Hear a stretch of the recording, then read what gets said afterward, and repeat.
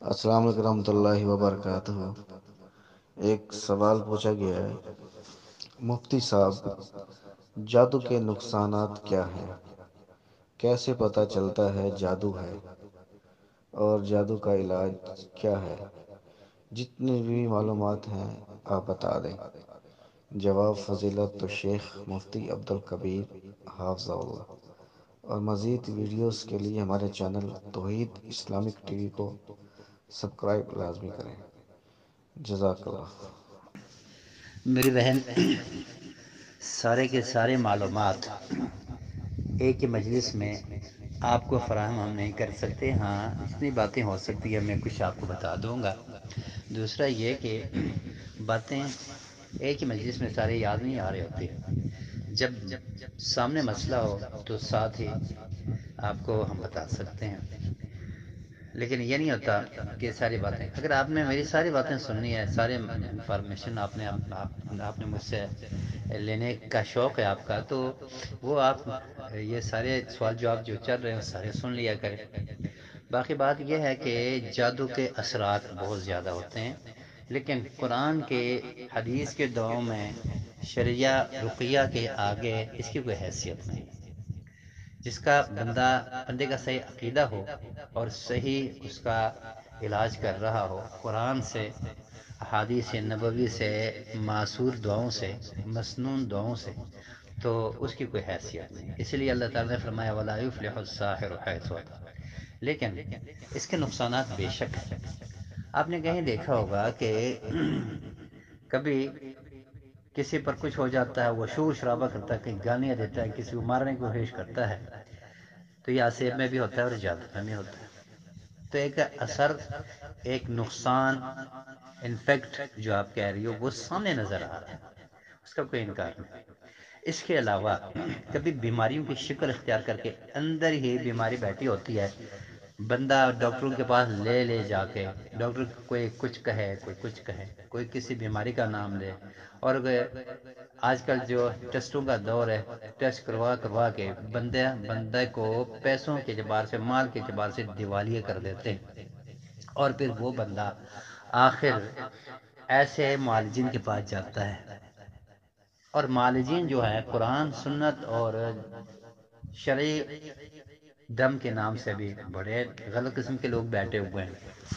بہت کم لوگ ایسے ہوں گے جو قرآن سنت کے مطابق دم کرتے ہوں گے، ورنہ خود قرآن سنت کے ماننے والے بھی اس فیلڈ میں آ کر بدل جاتے ہیں اور خراب ہو جاتے ہیں۔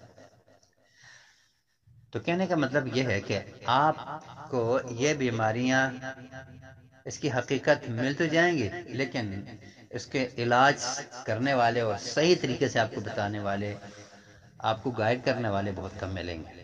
لیکن اس کی ایک حقیقت ہے۔ حقیقت کیوں ہے؟ اس لیے کہ نبی کریم صلی اللہ علیہ وسلم پر بھی جادو ہوا، لیکن ہم اور رسول اللہ کے درمیان بہت بڑا فرق اس لیے تھا کہ اللہ تعالیٰ کا نمائندہ تھا نبی صلی اللہ علیہ وسلم، اور براہ راست رب کی نگرانی تھی، کیونکہ ان کو اللہ تعالیٰ نے ایک بہت بڑی ذمہ داری دی تھی۔ اس ذمہ داری میں کبھی کسی صورت بھی اللہ رب العالمین نہیں چاہتے تھے کہ نقصان آ جائے۔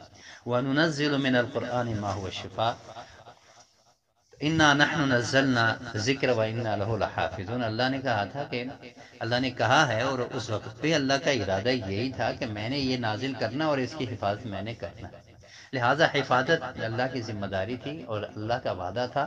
اس لیے اس ذمہ دار شخصیت پر جادو کے اثرات آئے، لیکن بہت کم۔ لیکن اللہ نے دکھانے کے لیے کہ دیکھو یہ جادو کے اثرات جب نبی پر ہو سکتے ہیں تو باقی لوگوں پر بھی ہو سکتا ہے، اس کا انکار نہیں ہو سکتا۔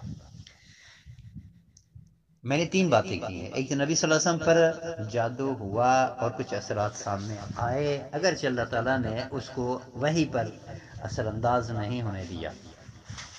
اور دوسری بات میں نے یہ کہ کبھی یہ جسمانی مرض کی شکل اختیار کر جاتی ہے، جس کو بہت کم ہی معالجین پتہ لگا سکتے ہیں۔ اور تیسری بات میں نے یہ کہی کہ جادو کی معلومات کے لیے صرف یہی کافی ہے، آپ کہیں اگر دیکھیں کوئی بندہ کبھی پاگل کی طرح الٹ پلٹ ہو رہا ہوتا ہے اور گالیاں دے رہا بک رہا ہوتا ہے اور پتہ نہیں کیا کیا کچھ اپنے آپ کو مار رہا ہوتا ہے اور گھر کے چیزیں توڑ رہا ہوتا ہے. یہ بھی اسی جادو میں سے ہیں. آگے آپ نے کہا کہ کیسے معلوم کیا جا سکتا ہے. میری بہن اگر آپ کسی ڈاکٹر کے پاس جا کے کہیں کہ آپ ڈاکٹر ہو جی کس چیز کی آپ ڈاکٹر ہو آپ اسپیشلسٹ کو کس بیماری کے تو وہ بتائے گا میں فلاں گیا لکھ کے لگایا ہوگا بلکہ اس نے بعد گھر کے پاس یا آفس کے پاس کلینک پہ لیکن آپ کو پوری تفصیل سے یہ نہ بتانا چاہے گا نہ بتا سکتا ہے وہ کہ میں یہ بھی کرتا ہوں میں بیماری کو ایسے معلوم کرتا ہوں. آپ اگر کہیں کہ بیماری کی پوری تفصیل مجھے بتاؤ کیسے معلوم کرتے ہو نہ وہ دے گا نہیں ہو سکے گا. لیکن یہ جو علامتیں ہوتی ہیں ہو سکتا ہے وہ اس بیماری کے اندر یہ آپ کو یہ مسئلہ ہے اور یہ علامتیں ہیں یہ ہے لہٰذا ہم علامتیں دیکھتے ہیں. جیسے میں نے پہلے آپ کو بتایا یہ علامتیں بھی ہیں اور کچھ نبز سے بھی میں خصوصی طور پر سر کے نبز پہ مجھے کچھ معلومات ہو جاتے ہیں. باقی غیب کا علم رب العالمین کے پاس ہے اور غیب کی باتیں کر کے ہم اپنے رب کو ناراض کر کے علاج کے اس سلسلے کو ہم خراب نہیں کر سکتے. غیب کا جو بندہ دعویٰ کرے اسے کبھی علاج نہ کیجیے گا اور اس کے پاس کچھ نہیں ہوتا. پھر وہ اس کے بعد جنات ہوں گے شیطان ہوں گے جو اس بیماری کو خراب کر دے گا اور بندہ بھی خراب ہو جائے گا اللہ سے دور ہو جائے گا. لہٰذا کچھ علامتیں ایسی ہوتی ہیں بندہ پوچھتا ہے اس وقت ایسے معلوم کر سکتا ہے اور یہ باتیں بھی میں آپ کو پوری باتیں اس وقت بتا نہیں سکتا. بہرحال کچھ باتیں ایسے جو اس سوال سے متعلق ہے اور کچھ مختصر سی بات ہو سکتی ہے میں وہی باتیں کر رہا ہوں. ہاں اگر آپ ہر سوال کے جواب سنتی جائیں گی تو اس میں جو علامتیں ہیں وہ بیان کرے گا ساتھ اس کا جواب بھی میں دیتا ہوں گا تو اس سے آپ کو مزید معلومات ہو جائیں گی. السلام علیکم.